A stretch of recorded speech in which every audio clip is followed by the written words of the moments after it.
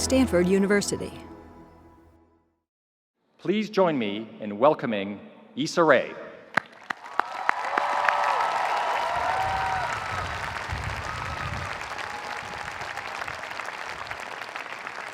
Hello, good morning. Thank you guys for the warm welcome. Thank you for hosting me. Thank you to the president for having me here and the student body presidents for nominating me. It's such an honor and privilege to be your class of 2021 commencement speaker. I'm both delighted and terrified to speak here at my alma mater and what is hands down the best school in the world. And I can say that because I've been to every school on earth, so you can trust me. Before I start, I just want to acknowledge, as the speakers before me have, that you guys are incredible for making it this far. Obviously, this past year and a half has tested so many of us, and I can't imagine having to muster up the enthusiasm, much less the strength, to finish getting my degree while the world was falling apart around us, but you fucking did it. And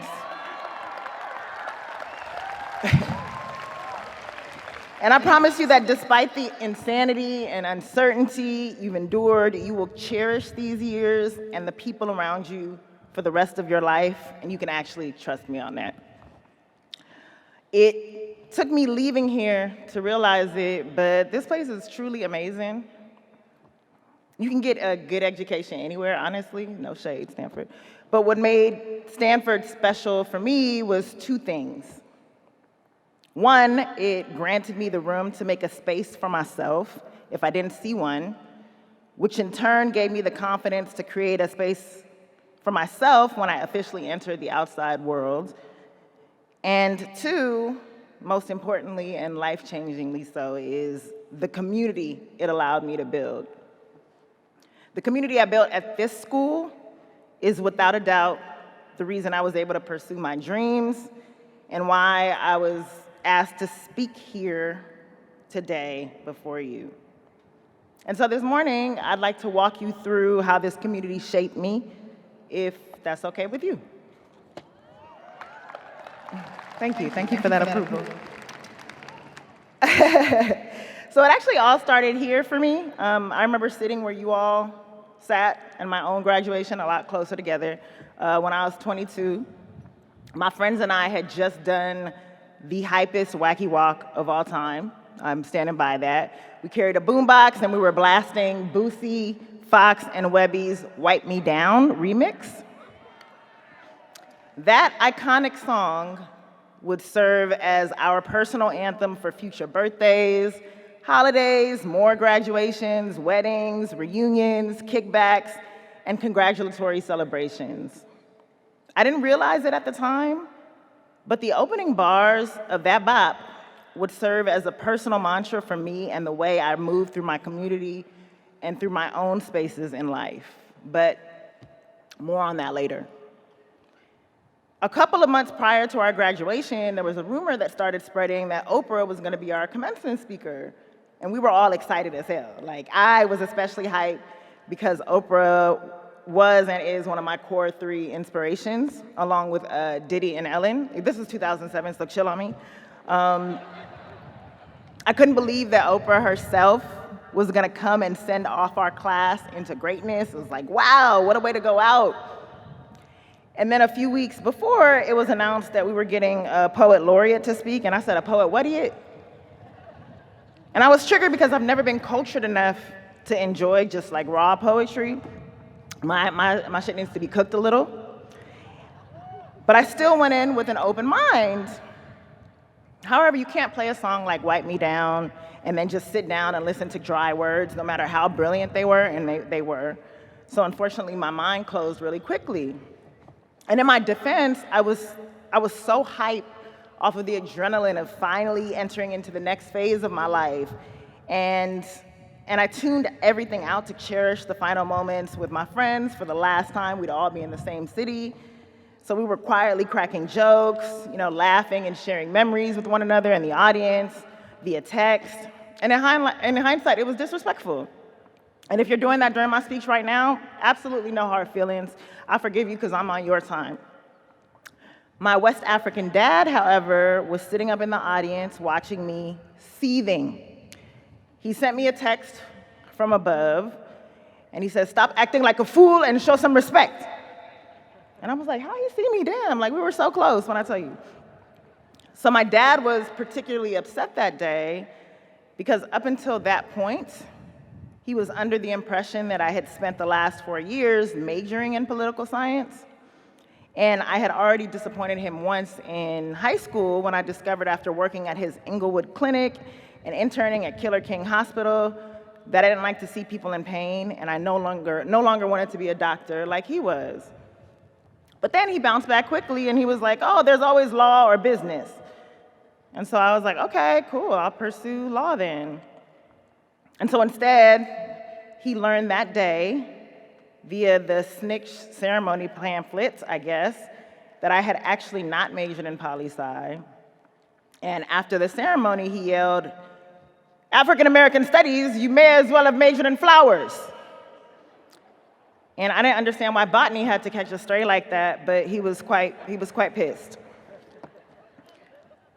To my credit, I took all the courses to be able to declare, but when it came time to answer the simple question of why I wanted to major in political science, I could only think because my dad wanted me to. And so I didn't. I wanted to be a writer, I wanted to pursue film, TV, and at the time, theater, and I wanted to tell our stories. But I was also too scared to pursue it as anything but a hobby until Stanford and the community I built here changed that for me. So now I'd like to revisit the song "Wipe Me Down" that I was just telling you about and deconstruct those influential bars that shaped my approach and worldview. What are those magical lyrics, you ask? Well, I'll tell you. Fox opens the first verse with these powerful 2 sentences. "I pull up at the club, VIP, gas tank on E, but all drinks on me. Wipe me down." That is the kind of seasoned poetry I can get behind. Let me repeat that. I pull up at the club, VIP, gas tank on E, but all drinks on me. Wipe me down. When I use my Stanford education to break these lyrics down, I can't help but to think of my own journey and what your journey will ultimately be. Now, mind you, a lot of this will be a reach, but so were most of the papers I turned in here, so just bear with me. So let's start with the first bar. I pull up at the club, VIP. Now here, imagine you're entering the club of life. Over the years, I've learned how essential it's been for me to approach every opportunity as a VIP, as someone who belongs and deserves to be here. That was a lesson I began to learn at Stanford. From the moment I started my first class at this school, I started to question whether or not I truly deserved to be here. I thought I was great at calculus until I took Math 42 that first quarter and my entire world collapsed. And I was like, can I even add? Like, what the fuck was AP Calc for? Why did I do that? And then a couple of quarters in, I learned, like many of you did, I'm sure, oh, everybody feels like that here. And everybody worries that they don't deserve to be here. And then I settled in and slowly started to create the spaces that made me comfortable on campus. When I felt the drama department was a little too white to fit into, I was able to get the resources from Stanford to put on multicultural theatrical productions for all 4 years that I was here. And thank you. And my fellow classmates rallied to support my admittedly very bootleg productions by either being in the shows, helping me behind the scenes, and buying tickets to attend them. After my second year of putting on plays, I felt like I could actually write, direct, and produce professionally. So when I was a sophomore here, we didn't have a film program yet, so I stopped out of school to try to pursue film in LA. At 19, I had co-written a feature film script with my writing partner at the time, a fellow Stanford classmate who shared my love for 90s Black romances, and gasped that we had written something special we begged our parents to let us take some time off to try to get this film made and make it in Hollywood. Her parents were cool about it, but my mom was worried about my commitment, like, don't waste this time. And my dad was like, don't waste our money. And I promised them both that I would come back to school if nothing happened by the end of that quarter. And they agreed to let me stop out. Long story short, we did not make it in Hollywood. And I learned so many disheartening lessons about the kinds of stories Hollywood was not interested in telling. Lessons that would make me question whether I could ever tell stories in this industry at all. So I came back to finish out school, tail between my legs, and continued to put on these plays that built my confidence as a creative. And again, these plays were super trash in hindsight, but the Stanford community, and my community in particular, really made me feel like they were Tony Award worthy. My senior year, after still trying and failing to secure writing opportunities because I was told my work didn't have an audience and it couldn't sell, I got the inspiration, as you heard, to create a web series that I called Dorm Diaries. The series was about being Black at Stanford and featured my friends who were playing archetypes. Like, hey girl, I have this whole character, you should play her, it's not about you. And in some cases, my friends were putting in hours for class, their schoolwork, rehearsals for the play that I was putting on, and then dedicating their time to be in this hobby of a web series that I made. And that's love. And then when I released the series on Facebook, again, this was 2007, guys, get off my back, the outpouring of support for the episodes from my community made me realize that Hollywood was wrong about there not being an audience for the stories that I wanted to tell.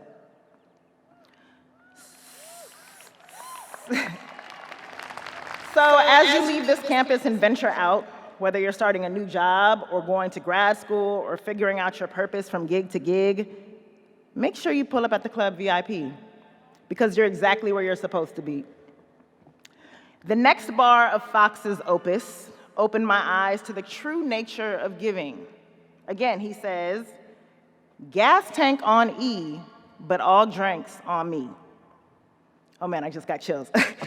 Do you hear the humility and service in that? What I took from this line is that no matter what obstacles or dire circumstances you personally face, you should always value and celebrate your community. He's saying, no matter what I'm going through, I got you. And those are words to live by and words I've experienced from my chosen family right here. Trust and believe that your Stanford family will show up for you in unexpected ways. When I was a freshman, I lived in Rinconada, and my other close friend lived in Branner. And we would always make the bike treks to Ooge to generally kick it, but she had ulterior motives. She had a crush on a guy who was 2 years ahead of us because he reminded her of her current boyfriend. He was an amazing dancer, and he was also gay, but ride or die friends don't ask questions, they just ride, so I always tagged along on her visits. They never got together because she had a boyfriend, and of course, again, he was gay. And then he eventually graduated, leaving us behind. But fast forward to 2011, I'm 4 years out of college, very broke, not where I want to be at all. And I have this one idea for a series called The Misadventures of Awkward Black Girl that I've been sitting on for 2 years because I don't have the resources or the money to make it happen. And out of the blue, my friend's old crush hits me up saying that he's been thinking about pursuing acting and asks if I know of any classes or opportunities to please send them his way. I tell him I will absolutely be on the lookout. And then when I finally pressure myself to stop making excuses and decide to make the first episode of Awkward Black Girl, he is the first person I called to act in it. I didn't have much of a script, just a concept, but he was down because he wanted the experience. And as the series started to grow, I was getting progressively more poor, but my small extended Stanford community started to come through in ways that I just didn't expect. The girl that I mentioned co-writing the script with at 19, my sophomore year, came on as a producer and helped up the production quality of the series. And then when we started a small writer's room for Awkward Black Girl, we tapped another girl from Stanford who was a year older than us, who I didn't even speak to, or she didn't speak to me at the time. We didn't know each other. And she was working to break into the industry. And then the two of them were just as broke as I was, gas tanks on E, but they rallied together to buy drinks and help me make the series. And then when I couldn't afford to make the show anymore, it was our mutual Stanford friends, and in some cases administrators, who donated either personally or via Kickstarter to keep the series going. And at that I have to shout out Ms. Jan Barker-Alexander, who was just so instrumental in so much of my experience here and outside. The outpouring of support from this community, of people who I met here on campus, are the reason I was able to ultimately make the show of my dreams for HBO, Insecure. And in my own industry journey, no matter my circumstances, I've always made it a priority to buy the next round of drinks for upcoming creatives, figuratively speaking, sometimes literally too. So did that work? Are y'all still with me? Okay. Well, that brings me to my last golden nugget of a sentence. The refrain, wipe me down. The refrain commands respect. It says, give me my props, I've earned them.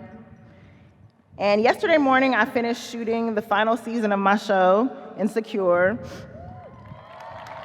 Thank you.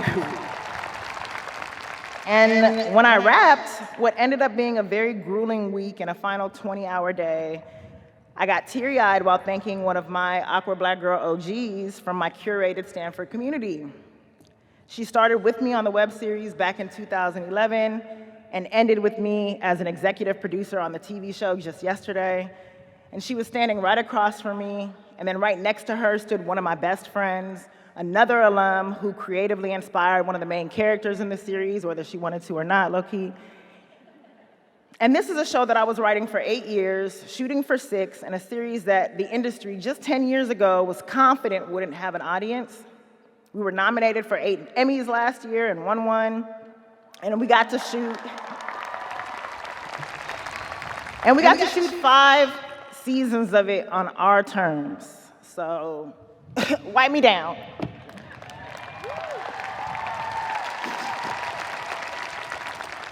That show and my journey was literally made possible, not by any mentors or connections to the industry. It was made by tapping into the people sitting next to me at one point. Connecting with new people after school is especially hard during this time and climate, but if nothing else, the isolation and circumstances of last year made the relationships I've been able to build over time that much more dear to me. And I will continue to value these relationships as I enter this exciting next chapter of my life, much like you all are.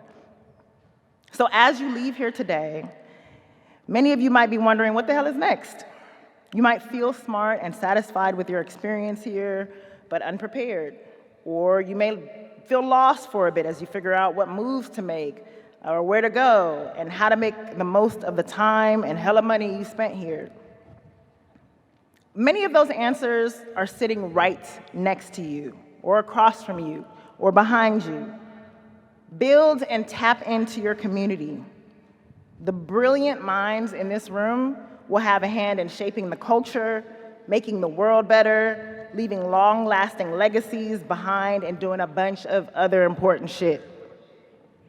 I've watched so many people in my own class do just that, and I can't wait to witness what you all contribute to the world. So to honor the classic song that has guided my own life, as you leave this room, don't forget to ask yourself what you can offer to make the club of life go up, how you can make this place better in spite of your circumstances. And as you figure those things out, don't forget to step back and wipe yourselves down, wipe each other down, and go claim what's yours like the VIPs that you are. You've earned it. Congratulations.